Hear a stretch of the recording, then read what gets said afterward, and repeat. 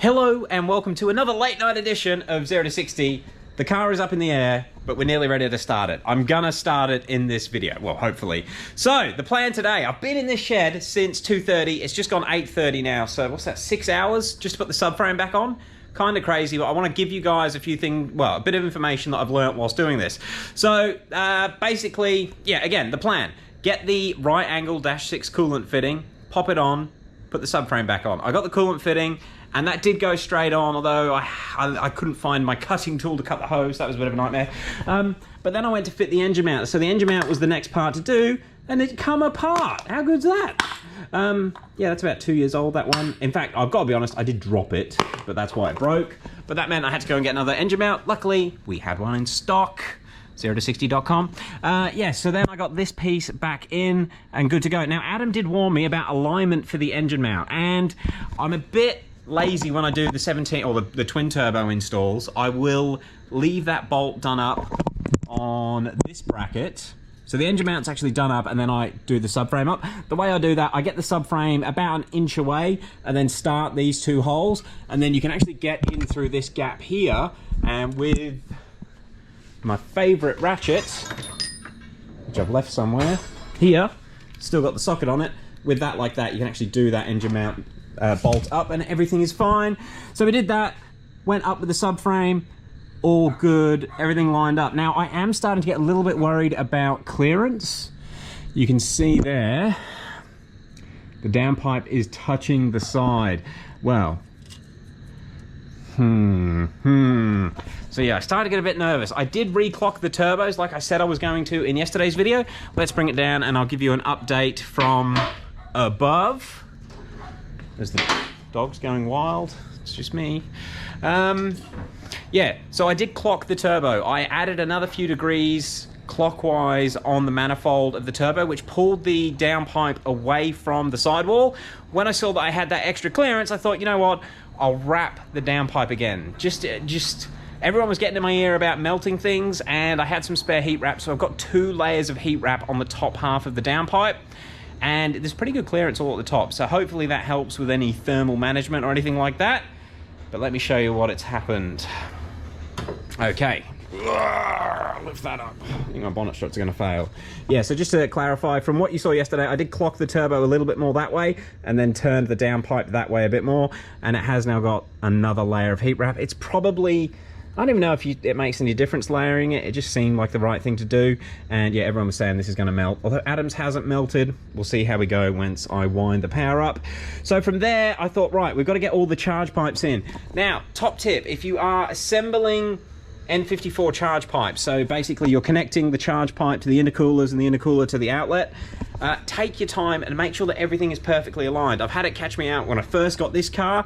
If you don't line everything up, you're going to be popping your cooler hoses. So when I do it, to be fair, even when I did the Flowmax for the first time, it's not like an hour to 2 hour job to make sure I understand how everything has to be aligned so that all the clamps are square on the pipe and they're not going to slide off and everything's got good purchase.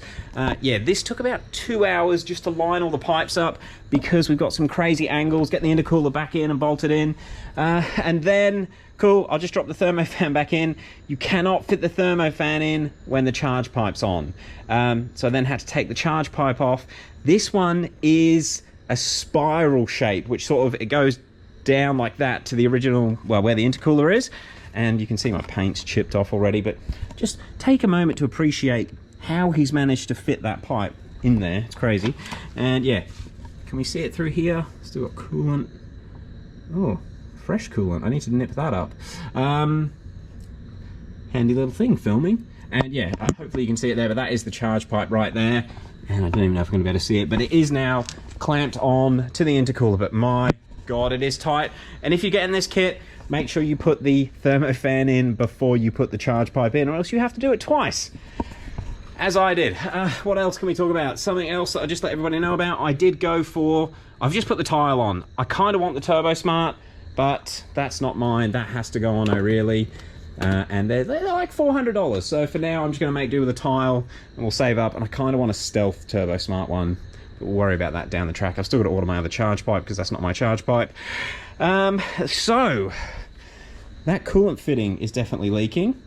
Is it that bit? I'd say it is the Banjo because the coolant is right up above it. Let's see if we can nip that Banjo up. Turns out it's a 17, but that is now nipped up and I've cleaned it off just for some brake clean. Unfortunately, all this coolant that's been leaked, it goes down into the insulated wrap that's around all these lines, so there's going to be a lot of coolant and water and degreaser in those. Hopefully they don't come on fire, but they will dry out eventually. Okay, so the one fitting that I have not done up is the oil line, and that is because I want to actually prime the engine of oil and just make sure we've got oil pressure. There is a fresh 6.5 litres of oil in it, but we have done the oil cooler, although I did try and fill the oil cooler up with oil, and I have put a new filter in it, and the filter housing is filled up with oil. I really want to make sure that we do have oil pressure before we fire it up. So, I need a container. This'll do. Should we push our luck? I think we can push our luck. We should be able to see that from the driver's seat. All right, so all of the injectors are disconnected. Let's see if we get oil pressure. And battery should be charged, so we should be okay there. And I bet the GoPro can't see it, but I can just see that oil line. What's the car saying? Put me on a hoist. Okay, all right, let's see if we get oil.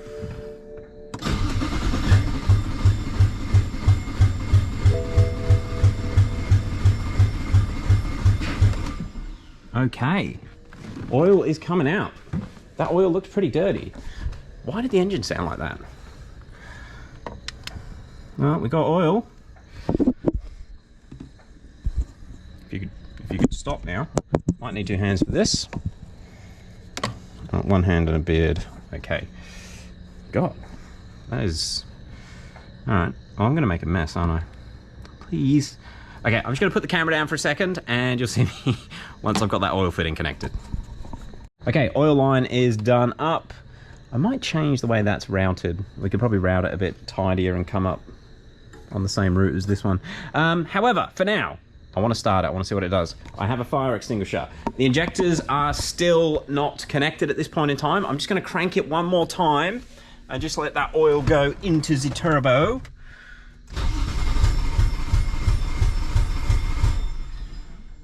Why does it sound like it's got no compression?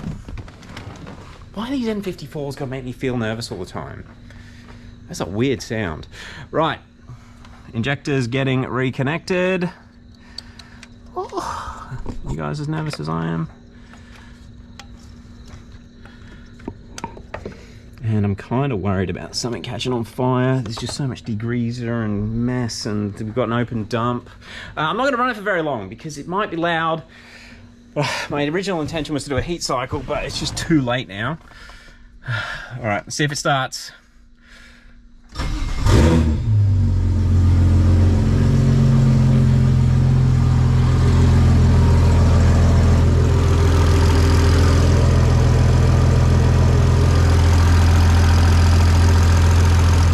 I'm nervous.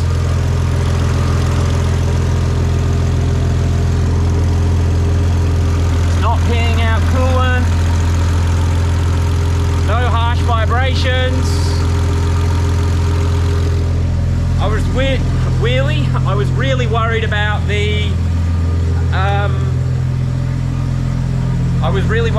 the exhaust rubbing, but that felt all right. That did feel all right. No oil pressure lights or anything.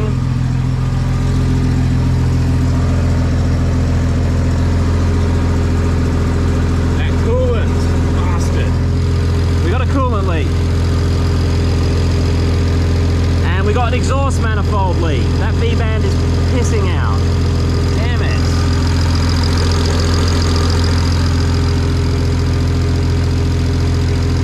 Alright. Alright.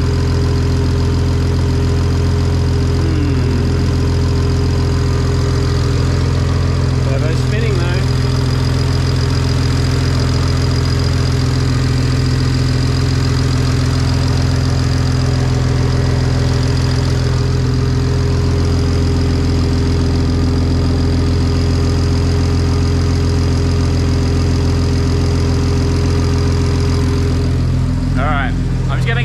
Tickle, I'm going to turn it off. Also, the neighbours probably don't want to hear it.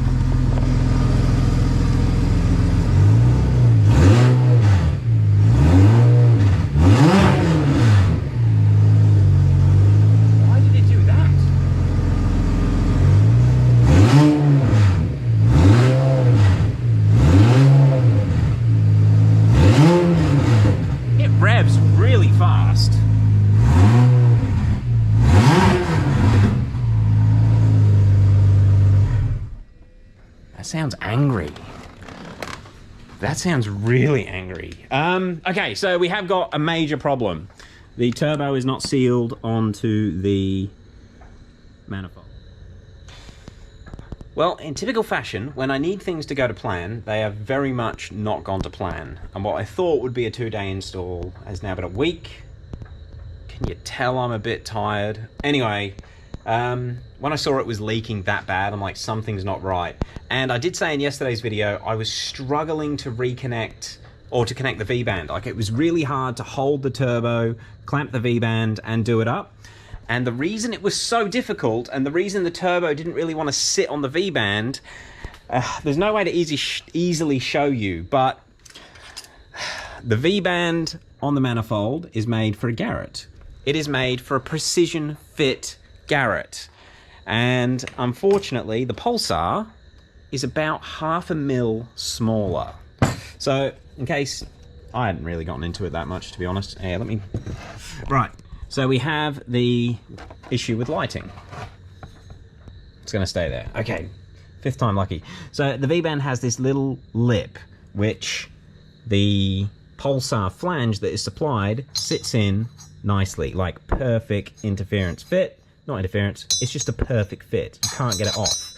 Now that little ridge, that hopefully you can see there, that top ridge on the Pulsar is 60, my caliper's gone flat, but long story short, it is that gap there. And if I put that gap, oh, this is a really bad take. So you put it there, hopefully you can see, but the calipers don't go down onto the flat surface. We need about another 0.5 mil. So yeah, basically the housing's not sitting down flat. I need to bore out this hole. I'm not sure how I'm going to do that. Has put a spanner in the works. Is this me being punished for not buying a genuine Garrett? Probably. Or is this just the difference between a twin scroll and a non-twin scroll? I don't know. Anyway, I'm going to end this video off here before I go insane. Guys, we're getting closer, but yeah, a bit of a kick in the nuts today. Everything's taking way too long, and I just don't have time at the moment. I'll do a video when I know what's happening.